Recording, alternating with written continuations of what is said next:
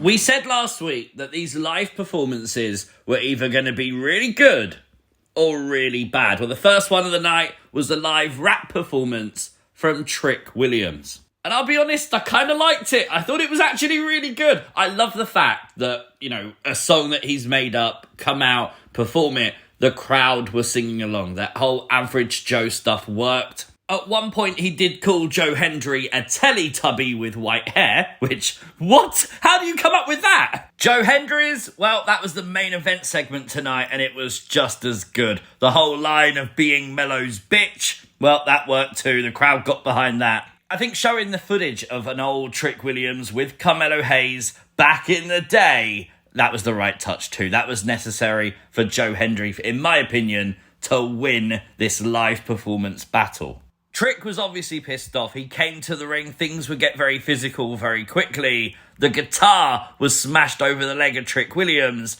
with Joe Hendry standing tall tonight. Will this be the scene at Battleground? So after she snapped last week, Tatum Paxley was backstage tonight. And obviously I was so anticipating what would be next for her. And this was really interesting. She was found by Thea Hale. Thea immediately had sympathy for Tatum Paxley, even though Tatum tried to take her eye out last week. But with Thea being jumped by Jada Parker and that feud being ongoing, obviously Jada Parker would mock Tatum Paxley. Makes you wonder if we're going to do Tatum versus Jada maybe, with Tatum being angry that Jada mocked her. We know why Tatum snapped. All of her friends, etc. have been released and she's now alone. So obviously to see her reaching out to someone, I think is a very big development. It means that she wants friends still. She doesn't want to be solo. And I really do wonder if they're going to pair her with Thea. As Thea said tonight, she completely understands where Tatum's coming from. Thea lost Chase U. Duke and Riley both released. Thea knows how Tatum feels. Pairing them together could work. But it does seem like maybe Tatum doesn't see that. Maybe Tatum just sees someone happy and doesn't like people to be happy. That's potentially what's going on here. This is the face you make when the first 20 minutes of NXT is absolute fire, with the first match being a triple threat match from Javon Evans, Ashanti the Adonis, and Shawn Legacy. Some of the stuff we saw in this match, absolutely inhuman how it is even possible. Look at the height Javon Evans is there, that's impressive. Serious question though, with Ashanti now pursuing a solo career, how the hell have we allowed him to be like a ringside manager kind of dude in a love story for months when he can come to the ring and put on a banger like that?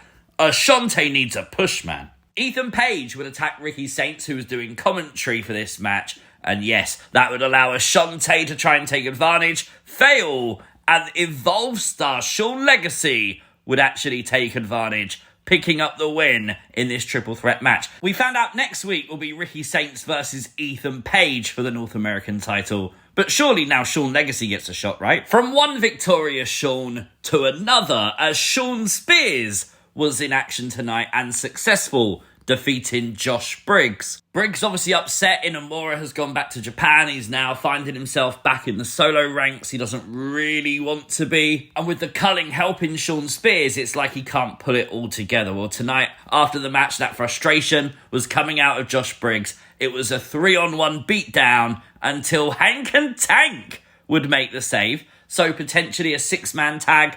Maybe Hank and Tank versus the culling for the tag belts eventually too.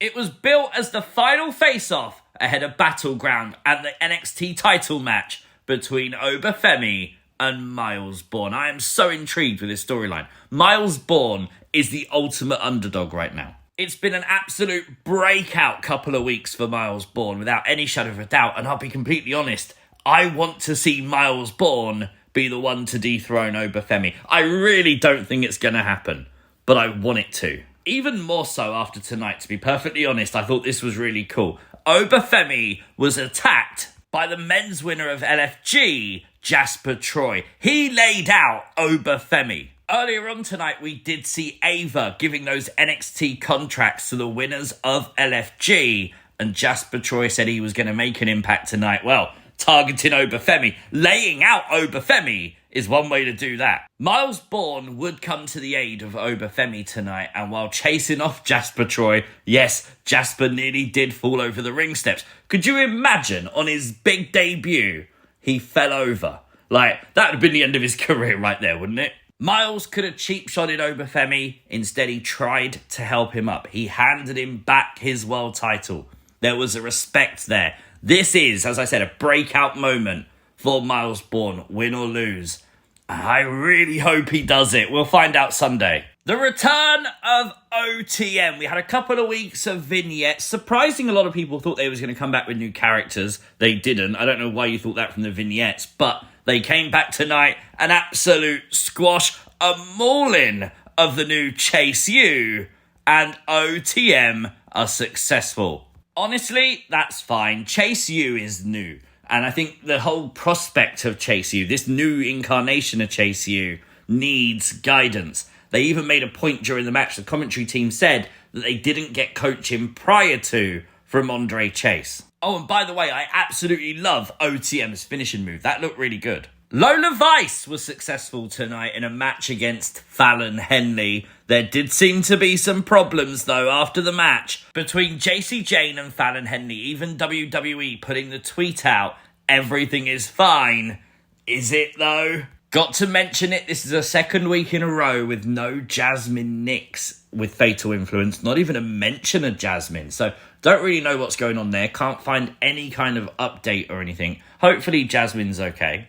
After the shock betrayal and maybe a murder or two, Stacks got a warning tonight from the Don, Tony D'Angelo, as we set our sights on Battleground and the family will officially go to war. I'm looking forward to this one. Honestly, I think Stacks wins. I wouldn't be surprised if we see Luca Crucifino actually come back out and attack the Don.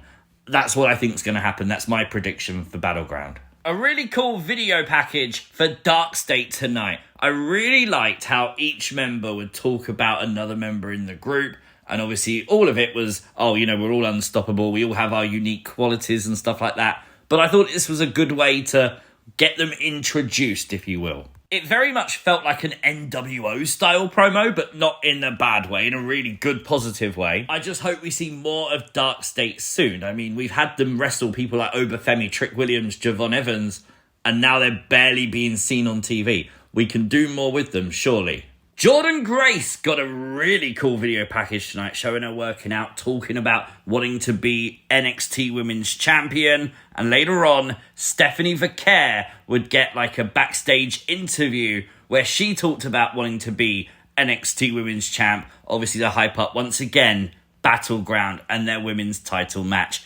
Again, I'm looking forward to this one. And we got one more late addition to the Battleground card, as Sol Ruka will defend the North American Women's Championship against Kalani Jordan. Kalani tonight defeating Zarya, with the stipulation being that if she could defeat Zarya, she'd get that title match at Battleground. She's got it. I think Sol Ruka's got to retain, hasn't she? I'm not sure. For me, this was a really good go-home episode of NXT. I thoroughly enjoyed it. For me, a solid 8 out of 10. Let me know your thoughts, as always, in the comment section down below. If you are new to the channel, hit the subscribe button, turn on post notifications. You'll never miss an upload. Like the video, share the video, and I'll catch you tomorrow for some news. Peace!